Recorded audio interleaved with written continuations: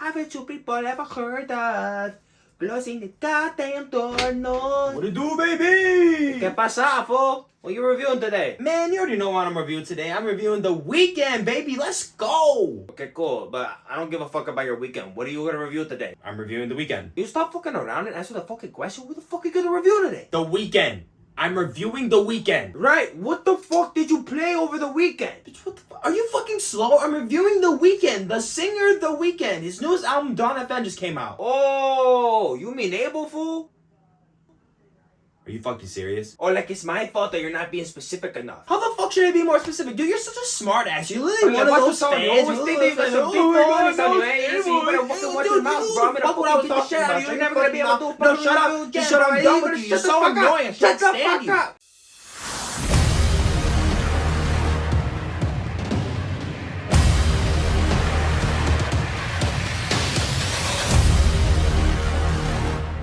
What is going on, my people? Welcome back to the channel. I'm your boy Nassim the Dream. If you're new to the channel, go on and hit that subscribe button and hit the bell as well to always keep notified on my newest content. And today I'll be reviewing the newest album from one and only The Weeknd, Dawn FM. 31-year-old Canadian playboy pop R&B singer, songwriter, and producer, The Weeknd is starting off the year with a bang with his 5th studio album, Dawn FM. ADELE goes noticed as one of the top artists in the world, marking over 3 billion streams on his Spotify, and also marking as the 2nd most streamed artist in the world, which to mention over 75 million copies across his discography sold, simultaneously debuting at the top 3 in Billboard charts, and also recording with the longest charted song in Billboard history, Blinding Lights. EXO pioneer The Weeknd has been dabbling with these 80s pop aesthetics more heavily ever since with his 4th studio album, After Hours, which is a record I personally found to be a pretty decent one, even with the more amazing highlights in the record such as Faith, Heartless, Save Your Tears,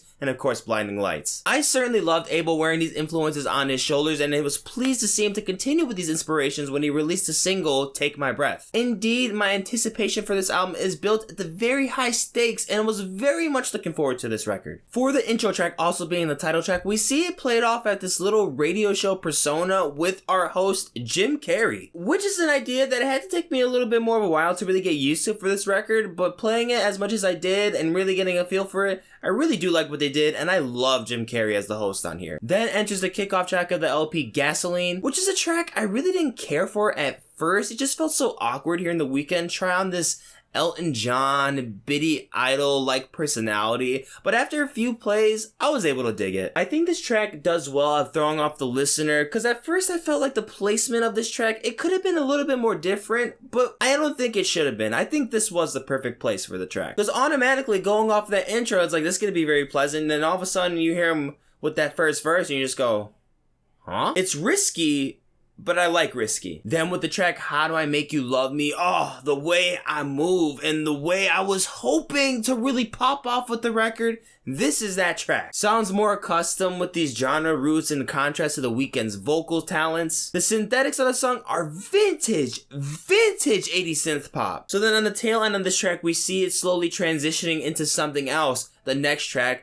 being Take My Breath. Now with this version of Take My Breath Away, it's actually more of an extended mixed version of the song, which at first I did not care for at all. I was really hoping to hear the actual original version, and I kind of feel like at points that it kind of really got extended a little bit too long. This is more so an alternative version of a song that I prefer to hear live. It kind of feels more unique in that presence. But understanding the ideas that ADELE is really trying to create, and for him to really go about remixing this track in particular, I think it does work. I think for me, it's just preference. And of course, like I said, this is a single that I still really adore. Take My Breath Away is still one of the hottest singles on this record. And then we even get another fresh breath of air with the song Sacrifice. These thick bassline guitar licks are just so much fun. They're hella fun, dude. Very addictive chorus. This is easily my favorite song on the LP. We're then followed with the interlude from the legendary composer Quincy Jones, which we see Quincy sharing his personal experiences that affected him when he was raised as a child, and how it ultimately changed him and really affected his behavior with his family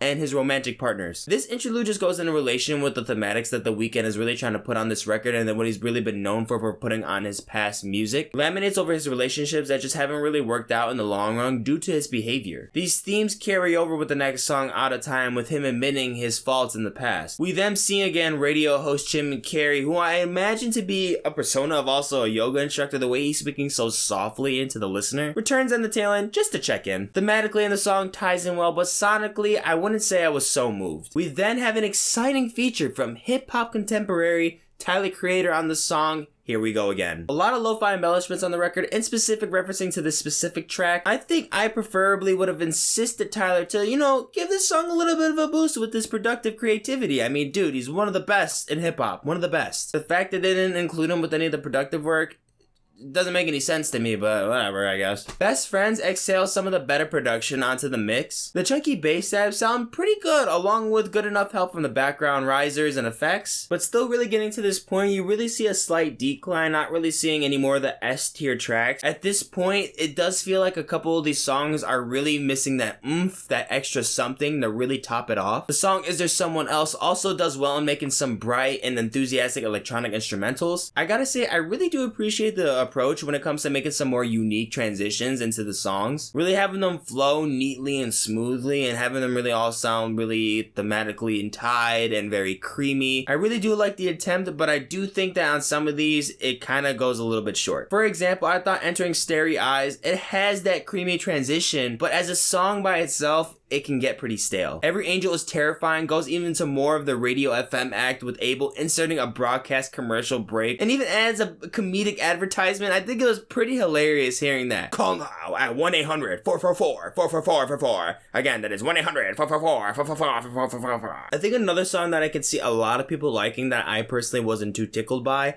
is Don't Break My Heart. I feel The Weeknd's performance is fine, but for me, in some spots of this song, it can feel a little bit cold to the touch, and it's not really as fresh and ripe as some of the other songs on this LP were. And to me, from here, the instrumental work kind of just feels like it's on autopilot on this point. Then we have the following track, I Heard You're Married, with feature Lil Wayne. I do really like the guest appearance from Lil Wayne. I'm not really too in love with this track, but I think for the most part, it keeps its balance and excels well enough. Even though I loved a lot of ADELE singing, it really reminded me of that classic 80s MJ vibe. I know you hear that all the time, and I don't really want to compare him to MJ, but I just can't help from hearing it sometimes with the melodic work. There's some great punchy kicks on here. One of the more exciting dance cuts on the record. Insert some acoustic style chord progressions into this pop filter with less than zero. It's upbeat, it's conclusive to the narrative, it sounds very full in sound on that bridge right before the last ride through the chorus. And then we're even escorted out up to the album with Mr. Carey signing off with a happy, heartwarming little goodbye that makes a great send off and just makes the listener feel great with wishing a good day. And overall, just a very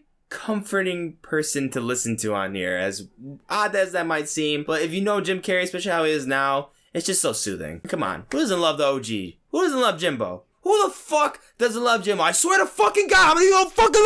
Overall, I do think that these 80s pop aesthetics really do fit ADELE's style well, especially when it's crafted perfect to the touch. While I do have a preference on some of the changes on the record, I feel that ADELE did well at making an alternative experience with these 80s inspired synth pop disco records. I also didn't mind the whole radio show act. I really do think it adds some character, and it makes a lot of fun. It makes it a lot of fun playing through this record. Conceptually isn't really far off from the past work, but it revitalizes a lot of the topic as well. There's some points in the production where it can be a bit questionable with the choices, but I feel like for the majority, it made warranted decisions that were probably best for the record. I think if I were to place this record in front of After Hours, I feel like debatably this is a better album, but for After Hours, I feel like some of the single work on there is still some of the best. I think either way it's a give or take, but I'd say for the most part for this record, it was good. It was good. I'm going to give The Weeknd's Dawn FM a 76%. Guys, thank you so much for watching the video. If you enjoyed, go on and hit the like and share button, and also subscribe to the channel if you're not already. Down in the description, you'll see the separate tracklist ratings I have for the album, more videos, and also the links to my social media accounts so you can keep up with me on the daily. I'm going to catch you in the next one.